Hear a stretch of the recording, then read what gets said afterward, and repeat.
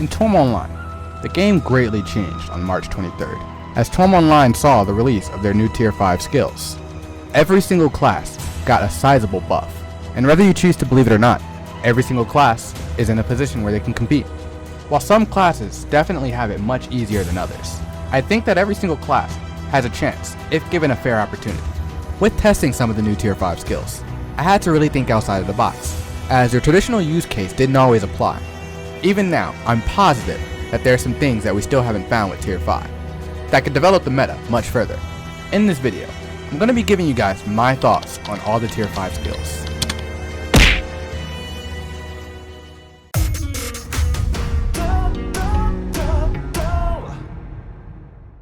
Just a quick disclaimer that this video is based around my personal usage with every class. I actually went through the hardship of using every single class so that I can make an accurate tier list, as accurate as I could.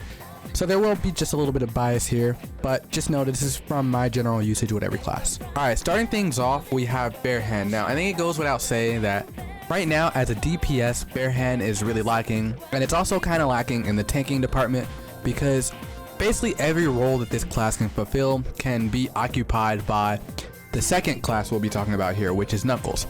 But mainly with Bare Hand, I don't know, like, you can kind of use it for its mobility, but again, other classes can occupy this same role.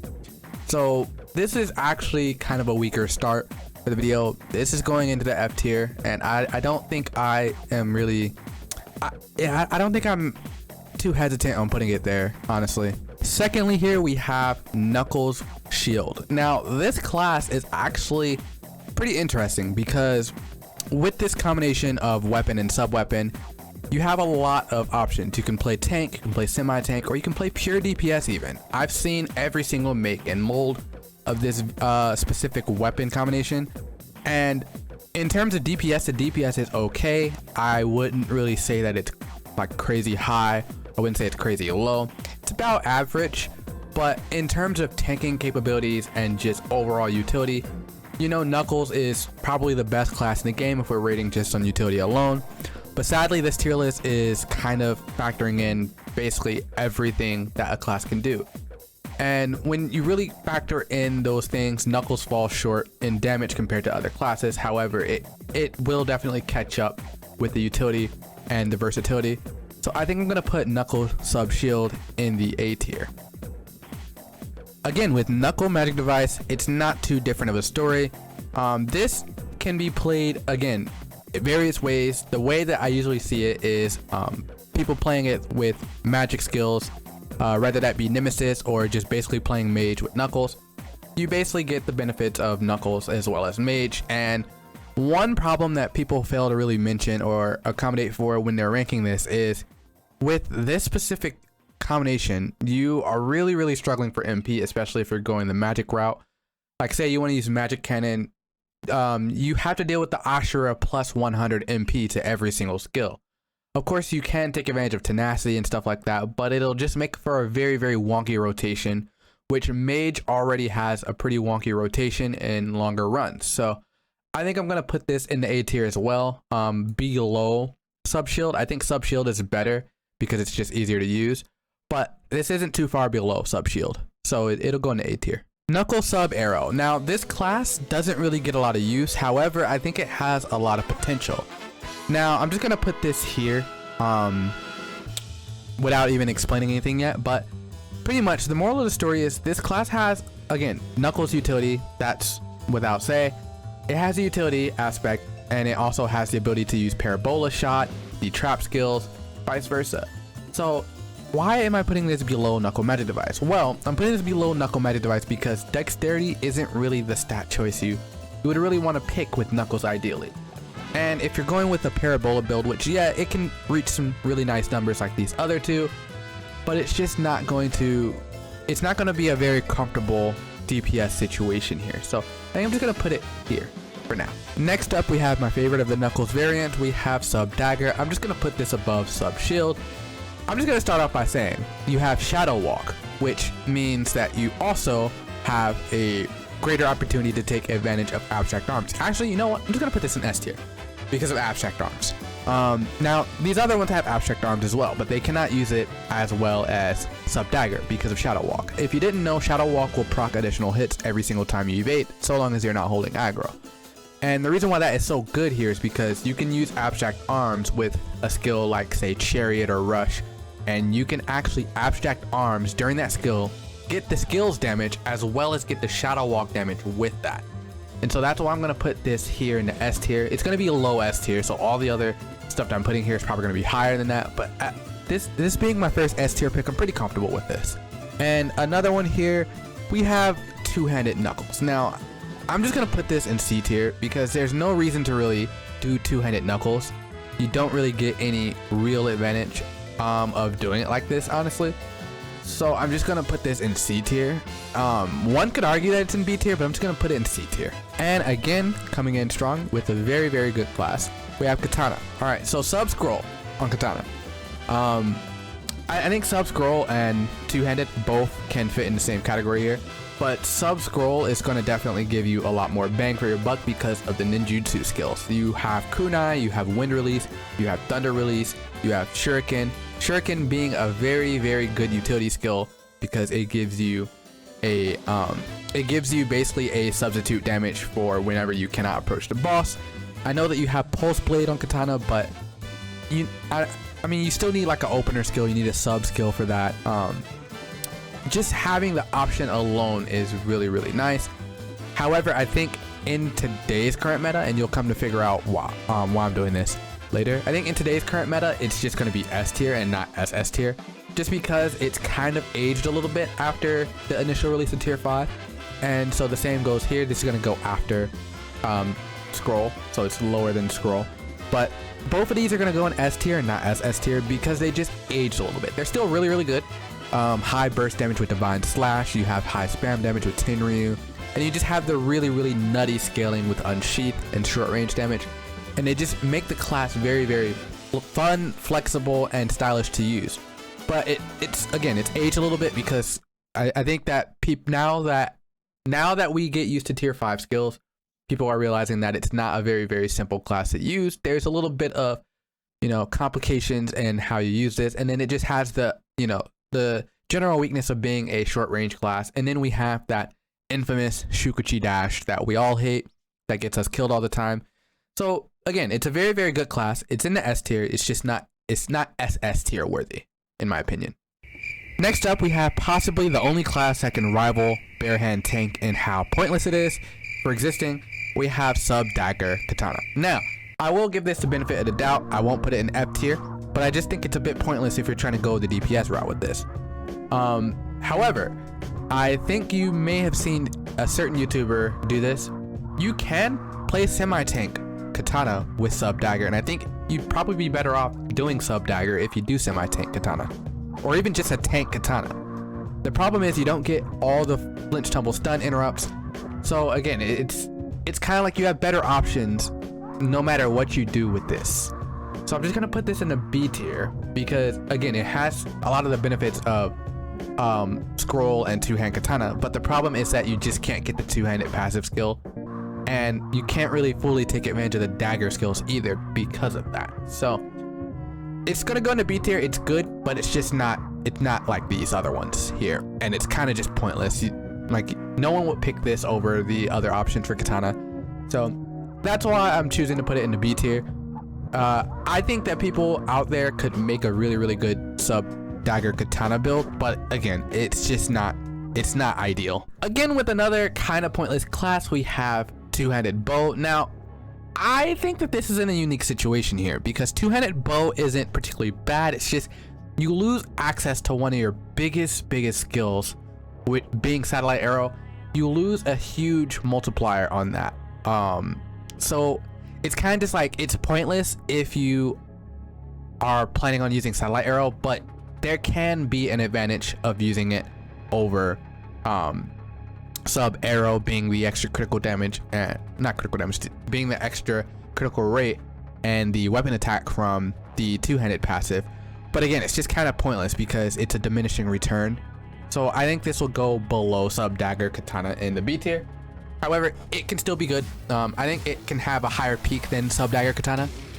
I'm curious to see how someone would build a two-handed bow. I just don't think it'll be very good. Again, with bow, arrow, this will probably be my first SS tier here. So with bow sub arrow, you have retrograde, you have arrow rain, you have basically the fastest sustainable damage in the game. However, with that, you also have one of the slowest startups in the game because you have to set these skills up. You have to set up satellite arrow, you have to set up arrow rain, you have to set up retrograde, and you have to build these skills up so that they get stronger. And in doing that, you're giving the other DPS in the party opportunities to do damage faster and much sooner than you. But once you actually get going, I think that this damage is quite overwhelming. There's not a lot of classes in the game that could really keep up with this. If any, I think there's only one class in the game that could keep up with this rapid damage. And so this is going to be the SS tier, the first SS tier in the video. And you know, in the footage, whatever footage you see, I think you can kind of understand why I'm putting this here.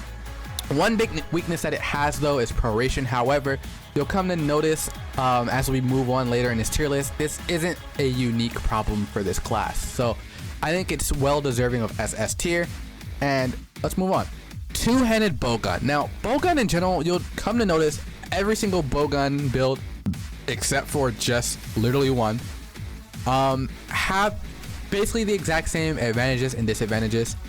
I don't know. Two-handed bowgun is kind of weird because there's really no reason to run it because you're losing the advantage of whatever sub-weapon you'd use. But there's also really no disadvantage either because bowgun doesn't really gain a lot of stability from its sub-weapons. So there's a possibility you could actually reach higher stability with a two-handed bowgun. I'd like to see this in action, of course, but I think I'm gonna put this in the A tier, right here after Sub-Shield Knuckles. I'm gonna put this in the A tier after Sub-Shield Knuckles. Actually, no, I think I like it right here after Sub-MD because, again, I just wouldn't know how this would function really because you're losing access to stats from your sub-weapon, and so you can't really get that 10% stability from the daggers if you're using sub-dagger bowgun, and you can't really get the element from the arrow either. So it's interesting, but it's not really, I wouldn't think it would be bad, so I'm just gonna put it in the A tier right here. Moving on, we have sub-magic device bowgun. This is going in the D tier, and I mean, okay, actually, you know, I'll give it the benefit of doubt. I'll put it in the C tier because it's not completely pointless. I say that because bowgun sub-magic device can reach some of the highest burst damage in the game, rivaling even Mage because of Mage's magic cannon being the highest burst damage skill in the game. We're gonna get to that later though. You basically get two of the best burst damage skills in the game, and you can use both of them, and you can use them in the same combo. And in doing that, you get some of the highest like peak damage in one combo in the game. And it wouldn't be very hard to set up either. The problem with that is it would take a very, very long time to set up.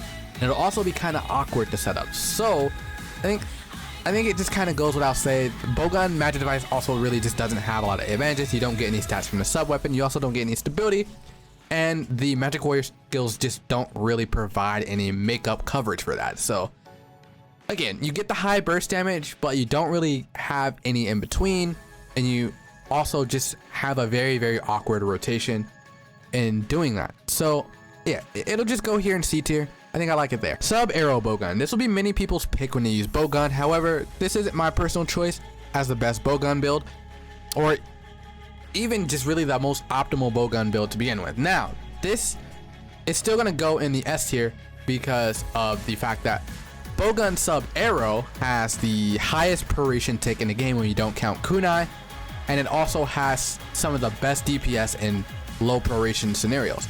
If your boss is, you know, if you're dealing with bad proration, like you have a Halberd or Bow or Knuckles in the party, and your proration is just devastated, completely down in the dumps, this class will not only clean it up, but it'll also provide damage in doing that with Twin Storm.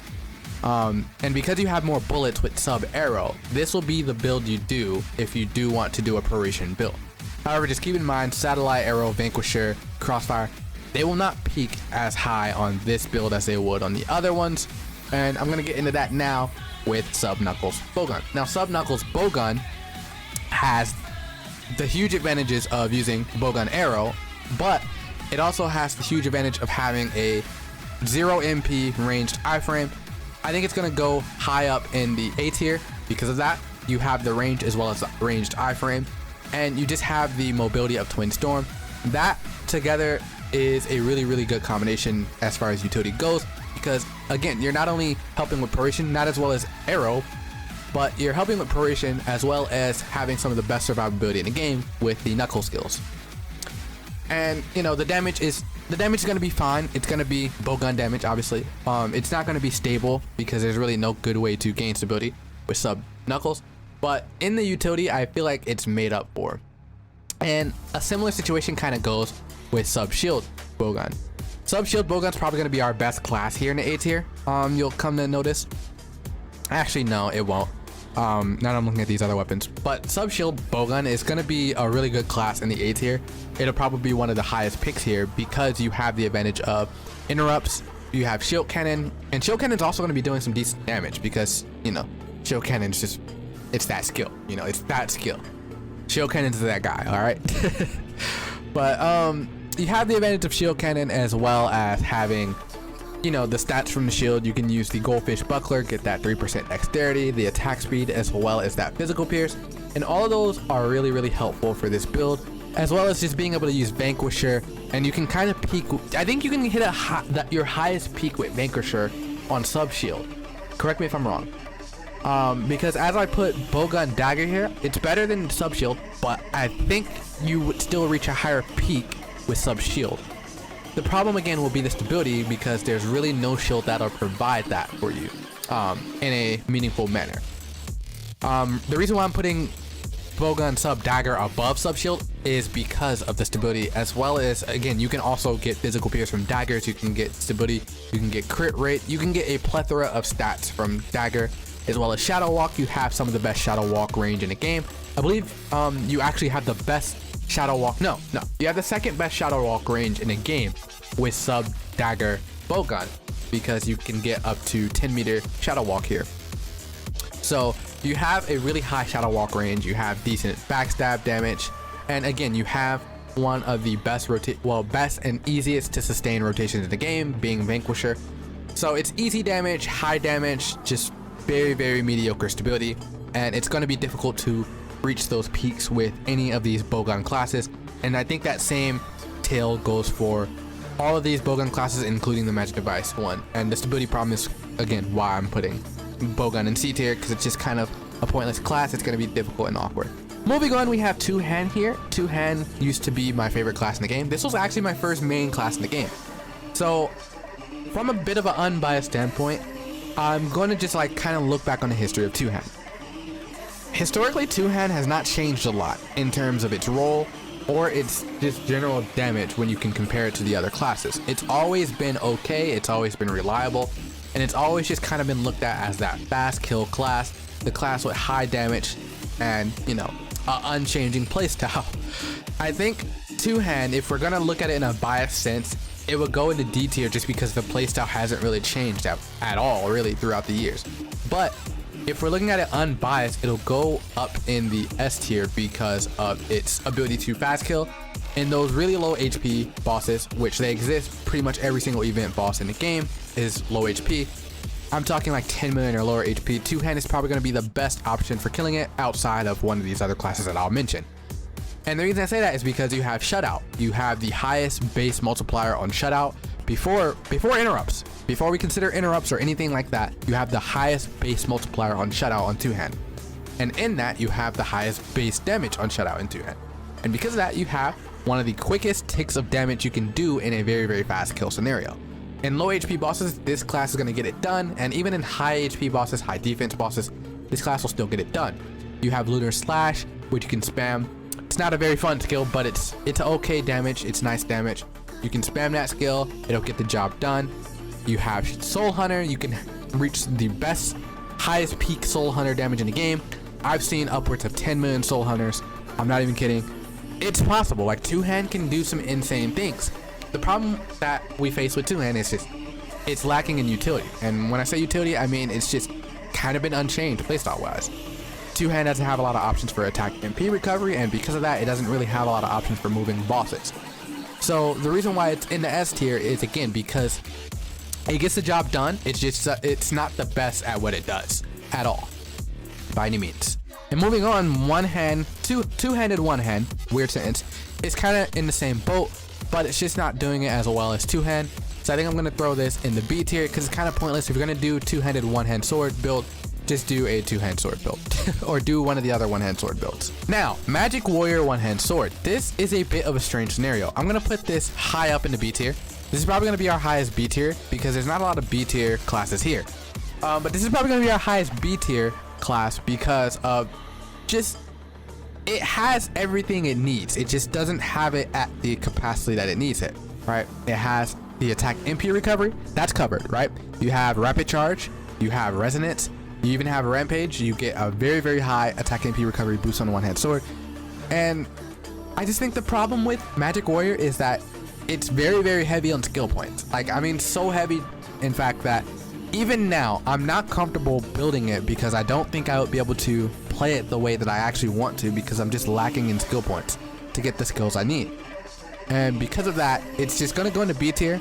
I think it has a bright future. I think it has very good room to grow, but again, with the new Magic Warrior skills that are on the horizon, I think we need to see some sort of quality of life change for how Magic Warrior can be built, because you really want to take a lot of skills for this build, but you won't have a lot of skill points.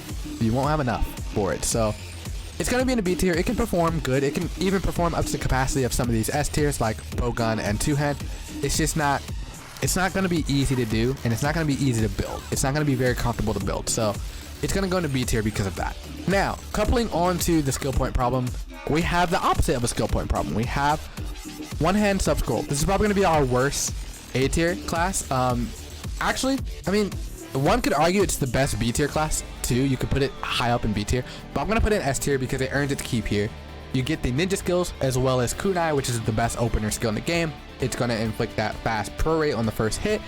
And because of that, you get the combo, the infamous combo of kunai lunar slash. And that combo, because of how fast it is on one-hand sword, can even rival the damage of two-handed lunar slash. And again, because of that, you're quite literally getting the same DPS, if not even more in some cases, than two-hand. You have the highest peak shutout damage on sub-scroll one-hand sword.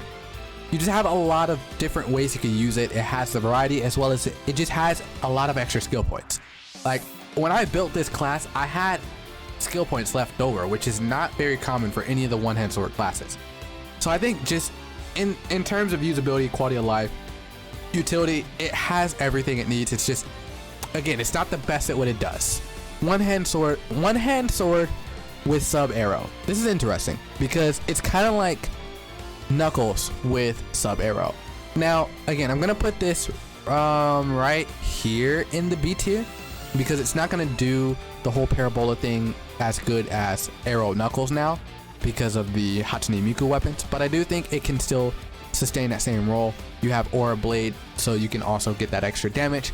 Sadly, Aura Blade is additive to Brave Aura and not multiplicative, so it's not really gonna stack up as well as Ashura Brave Aura with Parabola Cannon on Knuckles. However, you still get the trap skills, you still get snipe, you get some awesome utility here. It's not A tier utility. So yeah, let's move on. Sub Knuckles one-hand sword, probably the tankiest of all of these in this tier list, right? This is capable of being the tankiest, and this is kind of what I was alluding to with bare hand. What bare hand does, there's classes that do it better.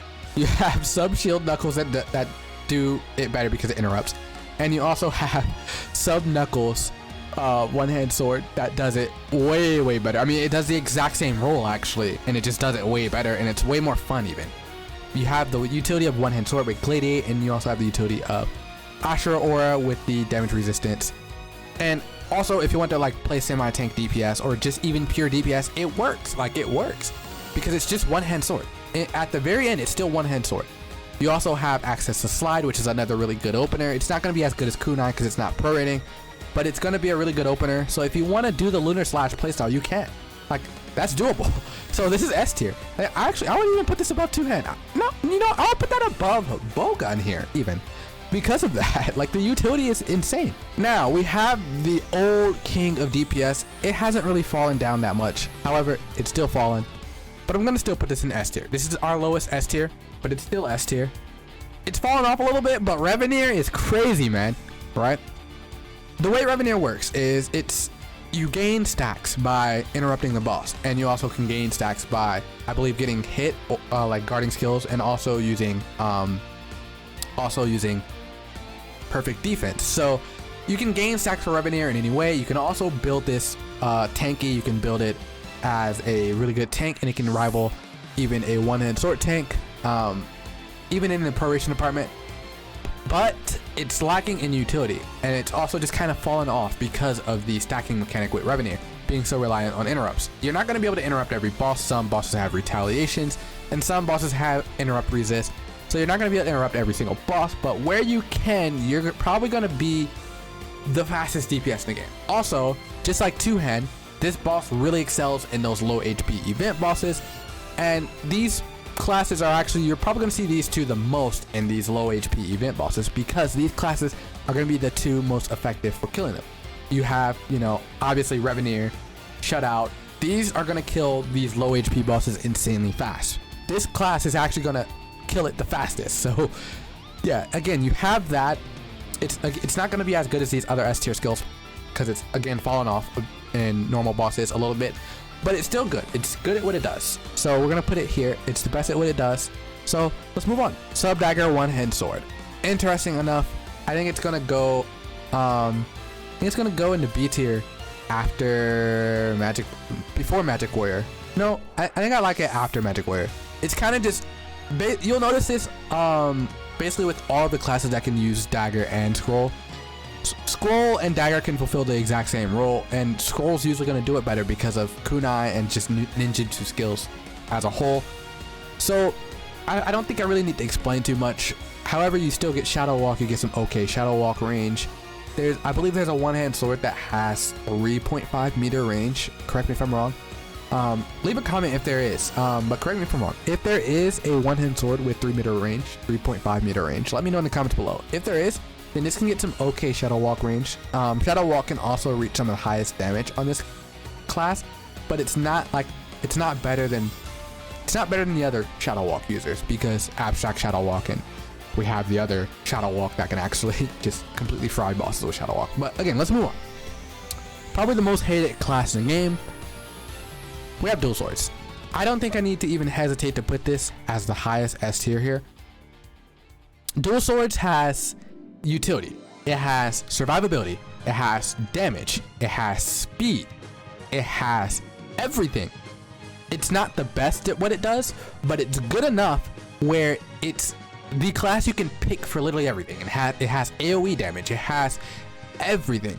In Devil Dango, I remember seeing Twin Buster just being overwhelming. Like, even when Vanquisher was the clear-cut best skill there, because of dual swords just being so good at everything, you saw dual swords more. So, and then just in normal bosses, you have Arrow Cut, you have Lunar Misfortune, you still have Shining Cross and Blazing Shining Cross. You can even spam that if you want to go for a Proration Killer build. It can do everything. It can sustain every role in the game. Again, it's kind of like, I would even compare it to two-hand, where it's good at everything, but it's better than two-hand at everything. It's not the best at any of the things it does, but like I said earlier, it's good enough where it's the best in S tier. It's good enough where it's the best class, is what I'm saying. So I think I'm just gonna put this here. Again, I don't personally find this class fun, but I have used this class. I've had a good taste of this class. This class is ridiculous. It literally has everything. So let's move on. We'll run with our second best in the game.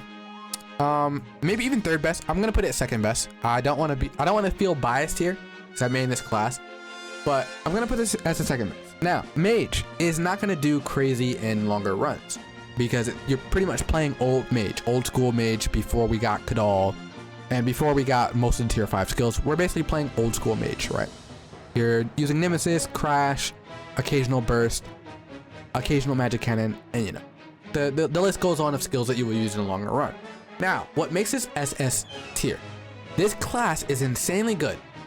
It's even the best class even at killing these higher HP bosses in like really fast, in seconds even. I actually have a 3-second Finstern run with this class. Now Finstern has 24 million HP, and that means that this class can do 24 million damage in 3 seconds. Now, the problem with that is, why wouldn't this be the best class in the game, right? If it can do that. Well, fast kill isn't everything. HP lock is a thing. Some bosses, have an HP lock. Some bosses have a damage limit. This isn't going to be great there. Also, this isn't gonna, like I said earlier, this isn't going to be great in longer runs. When you only think of the fast kill, it's really great at that. It's the best at fast kill. But it's falling so short in all these other categories where it's just not, it's not dual swords. And dual swords can still rival this class as in terms of killing these higher HP bosses really fast. I also think that, as time goes on and bosses start to, get way higher HP pools than currently, because I think the generic HP pool for a boss is around 20 million to 40 million HP. I think that's the average HP for a boss. So once we start to get to 60 million and higher HP bosses, which this era is already like coming in pretty fast. Once we actually get deep into that era, you'll see this class probably drop into just S tier in my tier list, because it's just not going to be able to efficiently kill those bosses. But again, I think it's earned its spot in S tier now. Mage has had its glow up. Mage is good now, I'm happy about it. And all the mage classes, all the mage variants, I could just go ahead and throw all of them into S tier and SS tier. Now there's only 2 in SS tier. The rest are going to go in S tier in no particular order, because they all have some form of versatility and utility that allows them to work here in the S tier. But these 2, I think they're interchangeable. This one has kunai, and this one just has the magic warrior skills. So you have weekend access here. So both of these are just gonna go here in the SS tier. And I would understand if people disagree, but I think that's where I personally put that. And two-handed mage, probably gonna be the highest in S tier. I think two-handed mage is gonna stand out more than these other mages. Similar to Sub-Scroll. It's not gonna be as good as Sub-Scroll, but it's gonna stand out more than these other ones just because of the damage boost you get from the two-handed skill. And yeah, that's that with mage. Well, not really, because we have the 2 other mages here. Kinda. Pure Sprite. It's very good utility. It's very good at farming. And I really don't want to think about the DPS part of it. Because it can be okay at tanking. I think I'm gonna put this low in the A tier. I'm gonna put this like in the middle of the A tier. Like, I don't know if it's better than Knuckle Magic Device, but it's probably better than two-handed bowgun. I think I like it here. With Sub-Scroll, obviously there's, you get the two-handed skill, you get the ninja skills. I've said this a million times. You get those advantages with Sub-Scroll Magic Device, and then you also, with both Magic Devices, you get Chrono Shift, you get continuous damage. Like your damage rotations are gonna be faster than, they're gonna be faster than Staff, but they're just not gonna be as high damage, high peaks as Staff. And you also have a huge problem with critical rate because of not having access to weaken here. So most of where this class is going to get its usability is in the utility department. Because of sprite skills, you have a very fast paration skill with auto device and kunai, and then you just also have the best support in the game. I think it's earned its spot in A tier, but my bias really wants to put it in C tier, but I'm just gonna give it the benefit of the doubt and put it here in the A tier. On to the last 3, which I would argue is the worst class in the game. It's still a great class, but I would argue it's the worst class in the game, just because it's like a weaker dual swords. And I say that because it's good at it. It's okay at doing it every single role in the game. It's okay at tanking. It's okay at playing semi-tank. It's okay at survivability. It's okay at damage. It's okay in AoE damage. It's okay in fast kill. It's okay in slow kill. It's okay in high HP, but it's not good enough where it will be, dual swords level. It's not good enough where it be two-hand level even. I don't even think it's good enough where it will be bowgun dagger level. I think Halberd sub dagger would be just below sub shield bowgun.